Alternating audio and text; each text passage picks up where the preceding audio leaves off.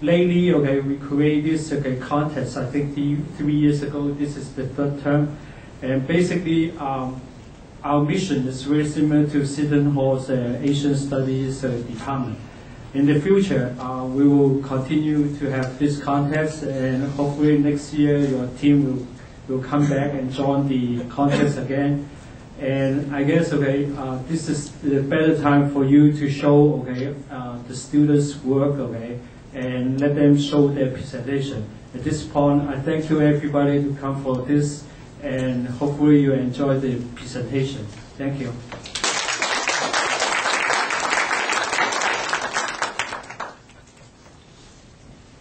Thank you, Mr. Kelvin Yu. Now I'd like to invite Mr. Xiao Wai-Lam from DCH Auto Group.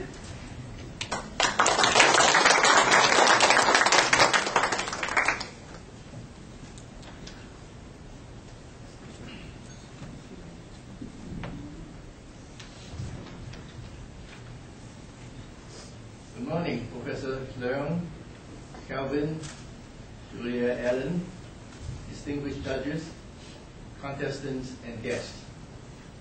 I'm very honored to be asked once again to serve as the keynote speaker for the third Chinese Cultural Project Contest. I'm impressed by the increasing number of teams which participate in this contest, which shows that the interest in Chinese culture is growing in the United States. Understanding each other's cultural background will help the people of these two great nations to understand the belief, behavior, attitude, and way of life of each other, and go a long way to improve our relationships. I salute Seton Hall University, Professor Leung, and the New Jersey Chinese Cultural Studies Foundation for their efforts to promote this understanding and exchange. Chinese culture is the legacy and heritage of many thousand years of tradition, which have been shaped by common belief and the values of its people. The legacy factor has more long-lasting influence on the way of life of its people than in the case of a newer nation. Perhaps that was the main reason why historically the foreign conquerors of China adopted the Han culture as the dominant culture, such as the Mongols of the Yuan dynasty and the Manchus of the Qing dynasty. Twice in the history of China, a ruler tried to erase existing culture and start with a clean slate. In the Qin dynasty, the first emperor made such an attempt by burning all the books and killing thousands of scholars who were the advocates of the teachings of those books. But the culture survived. Half a century ago, Chairman Mao made another attempt to start with a clean slate by instituting the Cultural Revolution. It also failed, and the pendulum is swinging back to traditional values. This proves that the traditional Chinese culture has endured the test of time. To endure thousands of years of changes in the country and the world, the Chinese culture must have its strong points. And I look forward to hearing the essence of Chinese culture from the perspective of the new generation of the contestants here. I was introduced into the Chinese culture long, long ago, at least 50 years before any of the contestants of this project were born. And I was indoctrinated into it in a country where it was the dominant culture. Its values were taught in schools and memorized by heart, and therefore I was more receptive to them and more influenced by them.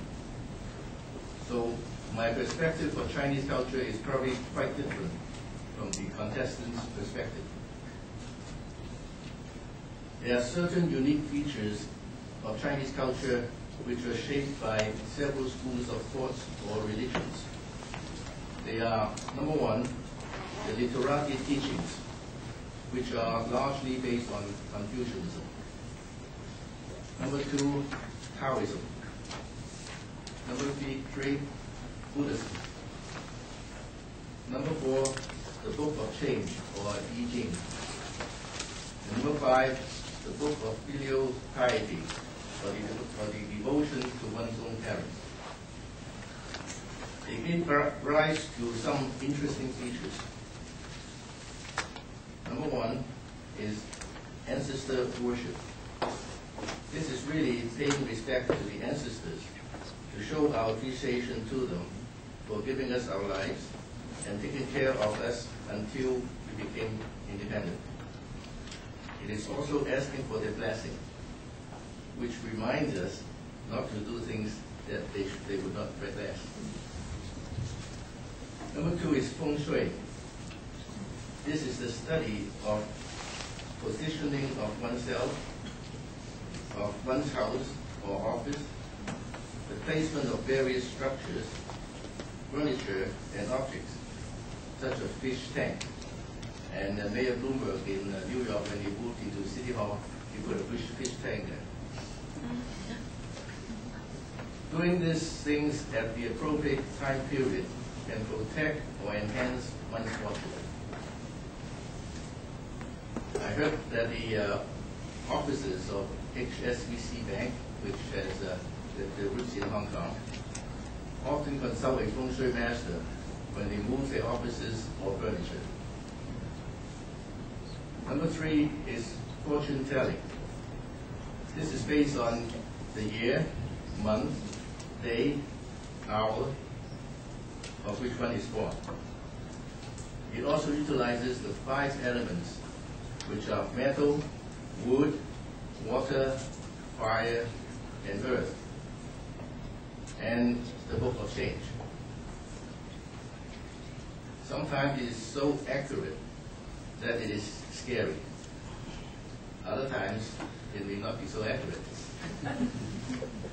But a famous master in Hong Kong has clients waiting in line, and he charges over $10,000 US for each engagement.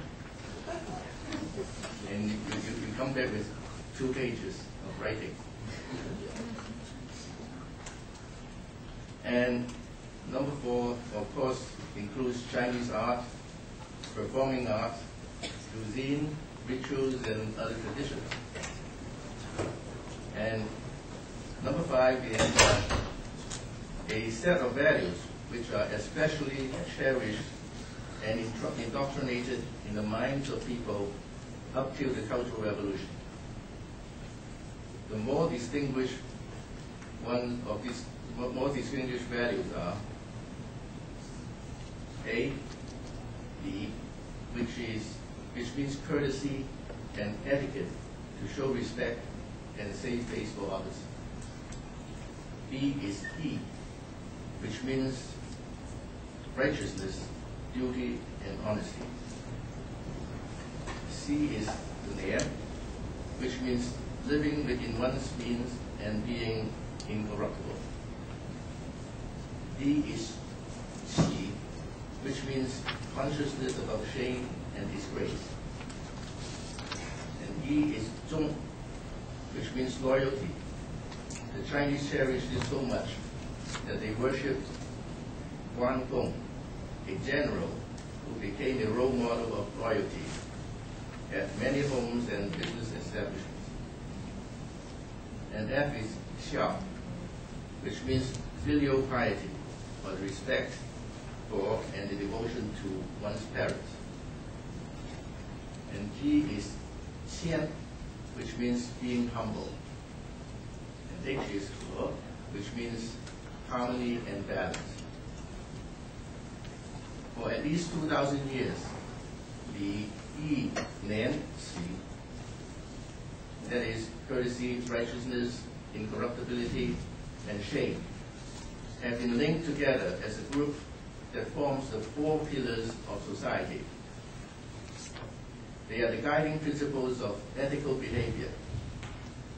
With this set of guiding principles, the ethical standards will be very high.